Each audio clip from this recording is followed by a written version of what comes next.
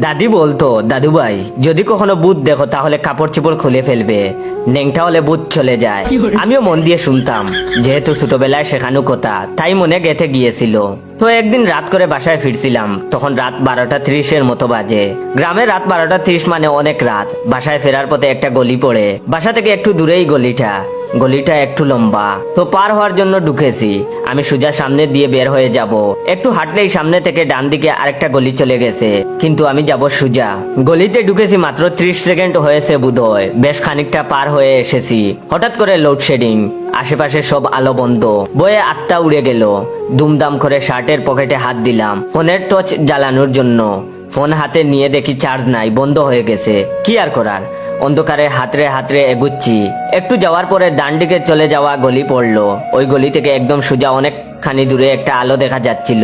আলোটা কিসের দেখার জন্য তাকাতেই দেখি পাশের দেওয়ালের উপর মানুষের আকৃতির কি যেন ঝুলতেছে। মনে হলো কেউ যেন আমার বুকের ভেতর চাপ দিয়ে ধরলো। এত ভয় পেলাম। আমি নিশ্চিত ওটা অশরীর কিছু। হঠাৎ করে দাদির শেখানো কথা মনে পড়লো। যেহেতু গ্রামে ছিলাম তাই লুঙ্গি পরেছিলাম, তাই খুব একটা অসুবিধা হলো না। এক টানে লুঙ্গি খোলা শেষ। এদিকে বয়ে আমি চোখ খুলে তাকাতে পারছিলাম